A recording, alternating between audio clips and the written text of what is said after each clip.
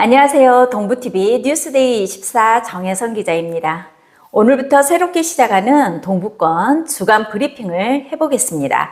앞으로 매주 한 번 저와 호남정치신문 권동현 기자와 함께 순천과 광양을 비롯해서 동부권의 정치, 사회, 문화, 경제 등 한 주간 가장 뜨거웠던 소식을 가지고 여러분을 찾아뵙고자 합니다. 특히 자신의 자리에서 최선을 다하고 있는 다양한 분야의 시민들도 직접 만나 이야기를 나눠보는 시간도 가져보도록 하겠습니다. 먼저 권동현 기자님 안녕하세요. 안녕하세요. 네, 간단하게 자신의 소개 한번 부탁드릴게요.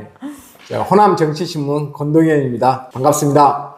나중에 차근하게 근황 이야기 하시고 일단 오늘 첫 시작이니만큼 지역의 정치 이야기를 한번 시작해 볼까요? 네.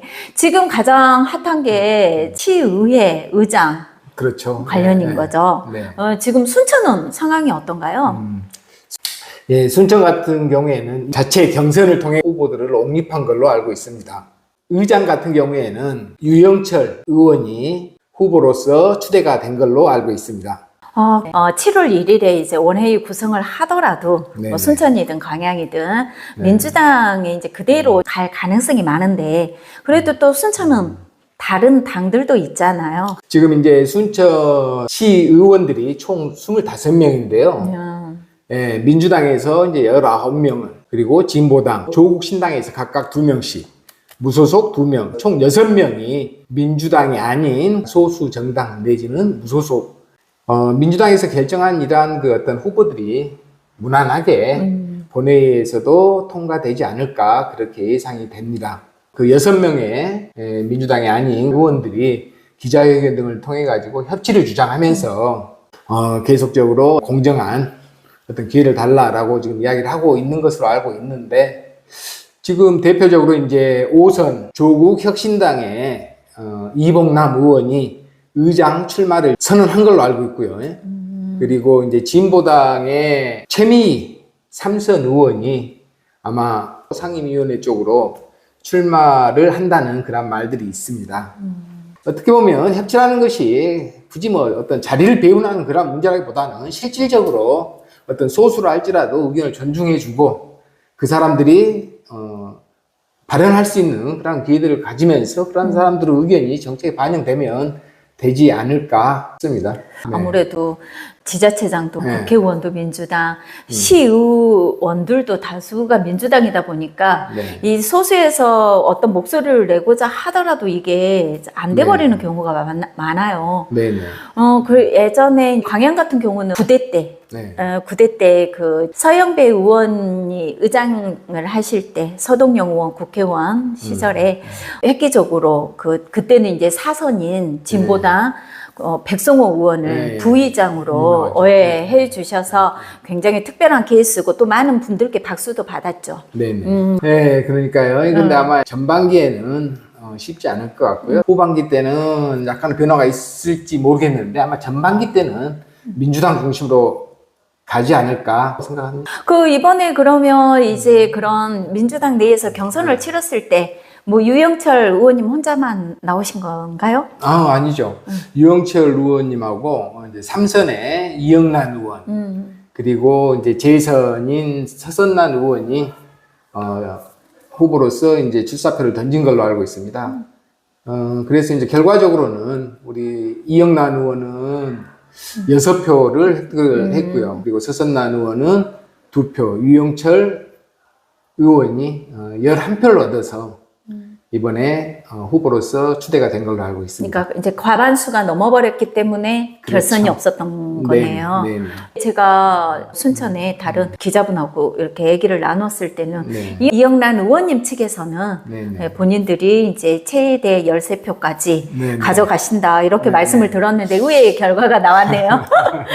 그러니까요. 상당히 좀 의외이고 좀 예상치 못했다라고도 볼 수가 있는데 그런 예측들이 좀 빗나가서 이영란 의원으로서는 상당히 좀 타격이 되지 않을까 싶습니다. 보면은 의장을 꼭 해서 의회 기능을 되살리겠다 어떤 역할을 충실하게 할 수 있도록 의장 역할을 하겠다라고 해서 도전하신 걸로 알고 있는데 그러한 부분들도 쉽지가 않을 것 같고요. 그렇다고 해가지고 후반기 때 과연 의장을 할 수 있는가 그러한 부분들도 조금은 의구심이 들고 하여튼 이영란 의원한테는 상당히 이제 타격이 있을 것 같고요. 이제 의외로 이제 재선인 또 서선란 의원 같은 경우에도 과감하게 이제 도전장을 내밀고 또 승리를 장담을 했었는데 또 의외의 결과에 상당히 당혹해 하고 있지 않을까 싶습니다. 그래요. 네, 이영란 의원님 같은 경우는 어찌됐든 9대, 7대 과정을 거쳐오면서 이제 무소속 시장과 이렇게 너무 견제하는 모습을 보였기 때문에 또 이번에 그렇죠. 이제 새롭게 의장을 내가 함으로써 조금은 이번에는 민주당 시장과 협치하는 모습도 보여주고 또 견제하는 모습도 보여주고 이렇게 제대로 된 모습을 보여줄 기회가 있었던 것 같았는데 좀 그렇죠. 한편으로는 아쉽게 됐네요. 또 근데 유영철 의장 후보님께 통합적으로 이끌려는 또 부분이 있어서 그렇죠. 질대 의원을 했었는데요. 그때도 이제 어떤 그 순천시의회가 상당히 분열되고 좀 갈등이 있었던 그런 시기가 있었거든요. 그때 5분 발언을 통해 가지고 어떤 소통을 의원들까지 소통을 해야 된다. 어떤 그 통합된 의견을 보여야 된다라면서 어떤 통합을 상당히 강조를 했고 이번에도 이제 의장에 출마하면서 의원 간의 어떤 소통, 통합 그런 걸 통한 어떤 강한 의회 그러한 부분들을 내걸고 출마를 선언했던 걸로 알고 있습니다. 결론적으로 보자면 뭐 각각 개개인의 의원님의 호불호에 대한 그런 판단보다 우리가 너무 9대 때 통합을 하지 못했다라는 그런 시민들에 대한 시선도 있고 이러다 보니까 그렇죠. 이번에는 아무래도 통합적으로 의원분들께서 결정을 해주신 것 같네요. 광양시의회 같은 경우는 어떻게 진행됐어요? 광양 같은 경우도 맨 처음에는 경선의 후보에 뭐 이제 각각 한 3분 정도가 출마하신다, 뭐 4분 정도가 출마하신다 이렇게 했었는데 결국 최종적으로 2분 옥곡의 지역구를 두신 서영배 의원하고 그 다음에 광양읍의 지역구를 두신 이기현 후보 이렇게 2분이 나오셔가지고 이기현 의원은 3선인데 진검다리 의원이에요. 기억하실지 모르겠지만 그 이제 민주당 경선 기간에서 엎드려 뻗쳐 사건이 있었어요. 전국적으로. 그렇죠. 시끄러웠었죠. 그때 유일하게 꿋꿋하게 계속 서 있었어요. 그래서 저도 그때 전국적으로 많은 선후배분들, 동기분들한테도 전화가 와가지고 그분 누구냐 멋지다. 그분이 좀 됐으면 좋겠다 그랬는데 이제 그 영향인지는 몰라도 이번에 시의원 투표에서도 최다 득표를 하시고 그러니까 이 퍼센트로 최다 득표를 하셨고 그 다음에 이제 이번에 의장에도 나오셨는데 아마 그런 여러 가지 부분들이 좀 시민들도 요즘에는 이렇게 허투루 보지 않고 의장 선거에도 이렇게 또 개개인 의원들에게 전화를 하나 보더라고요. 그렇죠. 그래 아마 그런 거에서 이제 조금 영향이 이렇게 미치지는 않았나 하는 개인적인 생각을 해봅니다. 그래가지고 이기현 의원이 됐군요.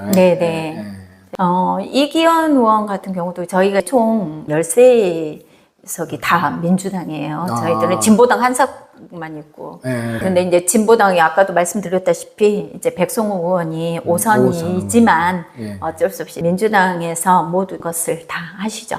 처음에는 제가 듣기로 아마 9대4로 조금 이기현 그 의원이 의장이 될 것 같다 그렇게 들었는데 막상 뚜껑을 열어보니 이제 한 분께서 마음이 이제 좀 다른 쪽으로 가셨는지 8대5로 8표를 얻어서 그 한 분이 누굴까요?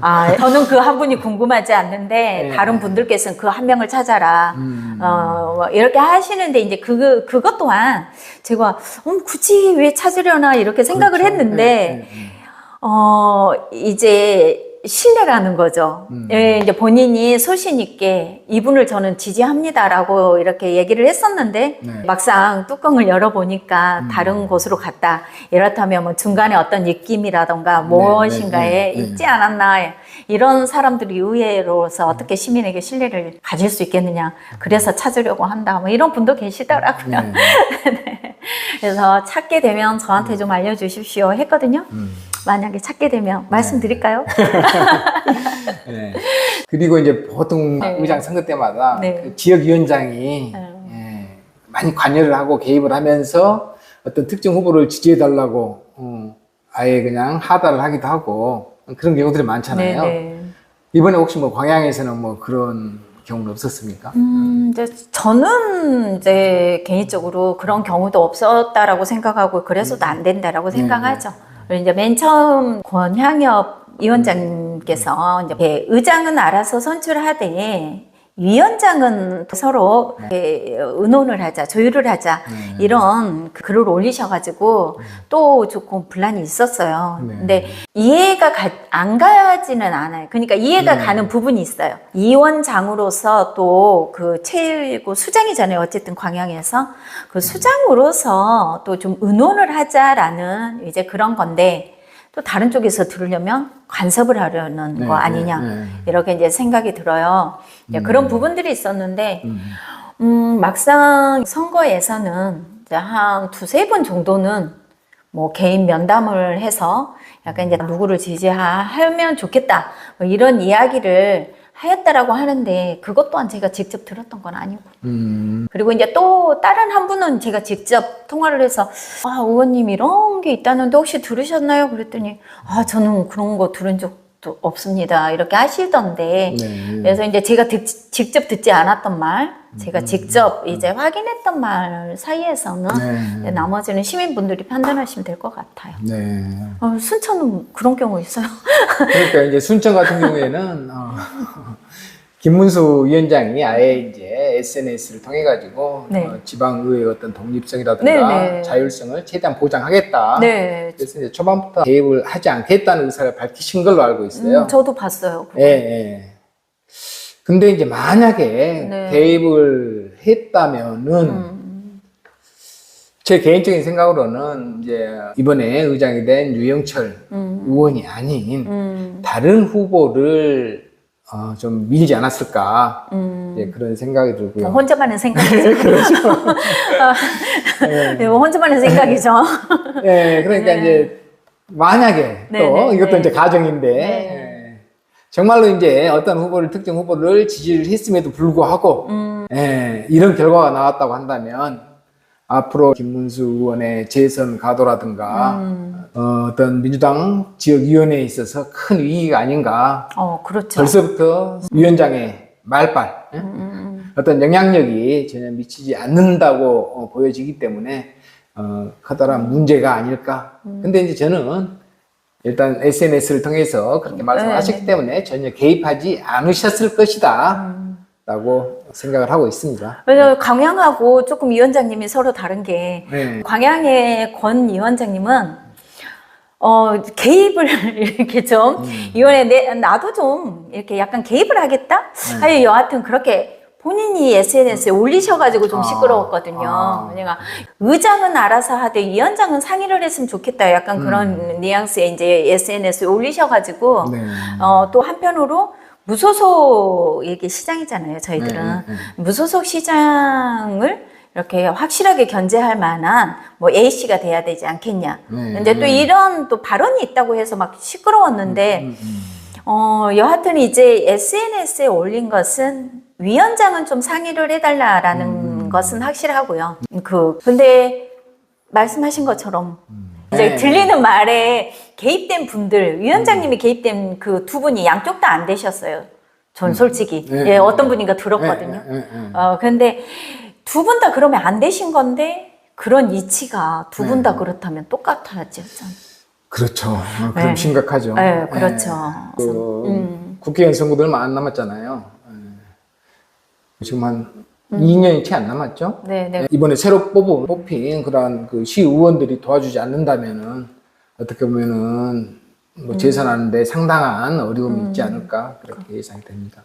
그러니까 국회의원 선거는 2년이지만 이제 실질적으로 활동하거나 뭐 조직 단계하면 1년 안에 끝내야 하거든요. 그렇죠. 예, 네, 예. 그런 상황에서 또 위원장님들이 뭐 같이 이렇게 열심히 또 하시면 네. 좋은 모습을 보이실 건데, 그렇다 하더라도 이제 순천 광양 이 위원장님들, 즉 현직 국회의원님들의 역할이 무엇보다 중요하다고 생각하고요. 그렇죠. 그다음에 이제 예. 시민들이 바라는 것은 그 민주당의 의원이 아니라 순천시의 국회의원, 광양시의 국회의원이기 때문에 시를 먼저 생각하는, 네. 시민을 먼저 생각하는 그런 위원장님들을 이제 모습을 바랄 겁니다. 네. 이제 그거 구분을 확실하게 해주시면 될 것 같고요. 의회는 이제 어찌됐든 7월 1일 끝나고 나서 뭐 기회가 되면 그렇죠. 다시 한번 말씀 네. 나눠보기로 하고요. 집행부가 새롭게 또 구성이 됩니다. 그렇죠. 네, 다행인 것은 순천은 그래도 이번에는 염원하던 그 민주당 시장님이 되셨어요. 그렇죠. 예, 예. 어떻게 보면은 지난 4년간은 무소속 시장님과 그리고 민주당 국회의원 간의 어떻게 보면 갈등이 네. 많이 표면화되고 예, 그것이 아주 노골적으로 진행이 되면서 시민들이 상당히 피로감을 느꼈었는데 이번 이제 서로 좀 조화를 이루면서 협치가 잘 됐으면 하는 그런 바람입니다. 예. 그리고 또 뭐 어쨌든 이제 국회의원 김문수 의원께서도 그 선거 네. 기간 내에 네. 굉장히 그 열성적으로 이제 민주당 되지 않으면 아주 네, 그렇죠. 민주당이 되지 네. 않으면 이제 본인의 이제 그 영향도 크기 때문에 네. 굉장히 그 열성적으로 제가 하는 모습도 봤는데요. 외부적으로 봤을 때는 이제 민주당 국회의원, 민주당 이렇게 시장이 됐기 때문에 잘 하실 거라고 보여져요. 네네. 네. 그 지금 손은모 이제 그 당선인분 말씀하시니까 지금 취임식을 안 했는데 벌써 좀 하나 며칠 사이로 좀 시끄러운 문제가 생겼던데 네, 혹시 네.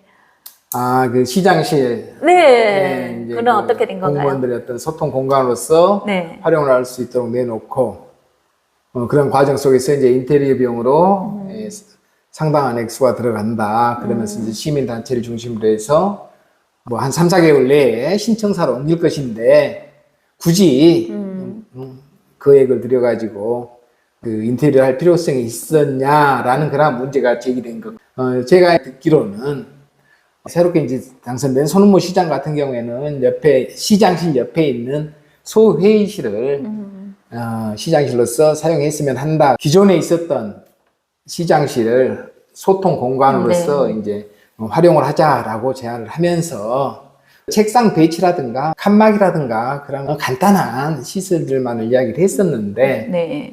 실무를 담당하신 분들께서 뭐 그것뿐만이 아니라 조명 시설까지 바꾸고 상당히 좀 과잉 충성인가요? 벌써부터? 그러니까 과잉 충성. 네. 모르죠. 뭐 또 실무자 입장에서는 또 위에서 이제 그렇게 해라 그러니까 당연히 거기까지 이제 신경을 쓸 수밖에 없었을지 모르겠지만은 하여튼 약간은 좀 과다한 비용을 드린 것으로. 그래서 그런 부분들을 최소화시켜서 뭐 진행을 한다고 그렇게 들었어요. 그러니까 실상에 이제 그 손은모 당선인께서는 간단하게 그냥 우리가 어차피 신청서 들어갈 그쵸. 거니까 예. 뭐 책상 배치 좀 해주고 이렇게 소회의실로 옮겨서 편리하게 직무 역할만 해주라 이랬는데 이제 거기에다가 이제 막 등을 달아주고 그런 거죠. 네, 이제 그러다 보니 또 외부에서 봤을 때는 신청서를 들어갈 건데 굳이 거기 시장실에 무언가를 또 하고 이렇게 시민들의 세금을 해야 되느냐 이런 말씀을 하시더라고요. 근데 이 오해에서 그렇죠. 상식적으로 생각해도 그렇죠. 어떤 시장 입장에서도 뭐 그렇게 과다한 투자를 요구하지는 않았을 거라고 저도 그렇게 생각이 네, 그렇게 생각이 들어요. 네. 또 그러실 분도 아니고 네, 네, 네. 저도 그래서 저도 좀 의아하고 네, 네. 왜 이런 말이 들지 이런 생각이 들었는데 네, 이제 시민분들께서도 뭐 잘 이해를 그건 해주실 부분이라고 생각이 드네요. 네네. 네. 일단은 어떻게 보면 또 이제 시장실이라는 어떤 권위적인 어떤 상징 그 사무실을 소통 공간으로서의 그렇죠. 공무원들이 네. 휴식 공간으로서 제공했다는 그 자체도 또 의미가 있는 것 같고요. 주안점을 그쪽에 좀 맞춰가지고 생각하는 것도 괜찮을 것 같습니다. 그렇죠. 예, 왜냐면 이제 아직 시작도 안 하셨고 하니까 일단은 조금 더 이렇게 획기적으로 하신 부분에 네. 저희들도 관심을 또 하지만 또 잘못한 건 잘못했다라고 저는 말하겠습니다. 하지만 잘한 것은 또 과감하게 저희들이 잘했다라고 이렇게 그렇죠. 알려주고 하는 거, 그다음 또 오해된 부분들도 있다고 하면 이렇게 시민분들한테 전달하는 네. 그런 기회도 좀 많이 가져보시게 좀 많이 정보를 듣고 팩트 체크 항상 해주시고. 네, 앞으로 이제 네. 조금 더 열심히 뛰어다니면서 네. 일단 취재하고 네. 광양 이제 시 같은 경우에는 이제 무소속 어. 시장님이 이번에 이제 되셨잖아요. 네. 네, 우리 박성현 시장님 어떻게 준비를 하고 계신지, 네. 또 뭐 순치처럼 이렇게 이슈가 된 사항들은 없었는지 네, 한번 말씀해 주십시오. 광양은 어떻게 보면 굉장히 역동적으로 선거를 치렀어요. 네. 순천도 마찬가지예요, 사실. 그렇죠. 그죠? 이번에 광양하고 네, 순천하고 그죠. 너무 이렇게 역동적으로 이렇게 치르셨는데 재정이 어려운 건 사실이죠. 네. 재정이 어려운 건 사실이어서 이제 그 당선인께서 제1호 공약으로 민생지원금을 지급한다라고 하셨어요. 근데 네. 이거 이제 공약을 내걸 때도 그냥 뭐 앉아서 나 민생지급 지급할게 이렇게 공약을 내걸지는 않잖아요. 그러니까 그때도 이렇게 좀 알아보고 이렇게 해서 만들면 되겠다라고 이제 해서 공약을 내걸었는데 막상 들어가서 이렇게 열어보니 이제 그것도 조금 심각한 문제들이 여러 가지 좀 있었던 것 같아요. 그러니까 공약 할 때는 몰랐었는데 실제로 이제 보니까 재정 상태가 광양시가 더 많이 악화됐다는 걸 알게 된 거죠. 그러니까 이제 공약을 내걸 때도 이렇게 이제 조사를 해보고 알아봤을 때는 이쯤이면 공약을 내가 이걸 내걸어도 되겠다. 이렇게 해서 이제 그게 1호 공약으로 내걸었는데 아직 취임은 안 하셨지만 이렇게 인수위원회에서 이제 이렇게 또 문서들을 열어보니까 이게 좀 더 좀 골마 있었던 부분들이 있었던 것 같아요. 필요 없는 이제 이런 국비들 더 광양시에 세금을 좀 먹겠다 싶은 이런 국비들은 반환을 하는 또 이런 조치 이런 것들을 해서 최대한 내가 1호 공약으로 내거는 민생 자금을 지급을 할 수 있게 아마 머리를 이렇게 다들 모으고 있는 것 같아요. 결론은 민생지원금은 지급은 되긴 되겠네요. 이제 아직은 그렇게 이제 네. 하여튼 내가 약속한 거니까 올해 안에 어찌됐든 지급을 해보자 하면서 지금 넣고 빼고 이제 하는 중인 걸로 알고 있고요. 이제 그래서 그 첫 번째 지금 당선인께서 나가실 그건 취임식을 하지 않겠다. 이렇게 됐죠. 네. 그래서 이제 취임식을 어떤 식으로 치러지든 간에 세금을 광양시의 세금을 쓰지 않는 방향. 네. 더 하시고 싶은 말씀 있으신가요? 특별하게 없고요. 더 이제 알차게 준비해서 다시 뵙는 걸로. 네. 곳곳 다니시면서 이제 낱말은 새가 듣고 밤마다 지가 듣는다는 것처럼 그렇죠. 순천의 모든 소식은 권동현이가 듣는다. 뭐 이렇게 해서 많은 정보를 알겠습니다. 가지고 오십시오. 네, 알겠습니다. 네, 이제 오늘은 저희가 첫 방송으로 순천과 광양시의회 원구성에 대해 이제 어떻게 구성하셨는지 여기에 대해서 한번 알아봤고요. 다음 주에도 동북권의 핫한 소식 가지고 찾아뵙도록 하겠습니다. 여러분들께서도 좋은 소식 또 희망찬 소식 있으면 여기 권동현 기자분에게 많이 말씀하세요. 여러분 이제 앞으로 저희들 많이 사랑해 주시고요. 저희들도 현장에서 여러분들 많이 뵙는 걸로 약속드리겠습니다. 오늘 이렇게 시청해 주셔서 너무 감사합니다. 여러분 동부TV 구독과 좋아요 꼭 눌러주세요. 네, 꼭 눌러주세요.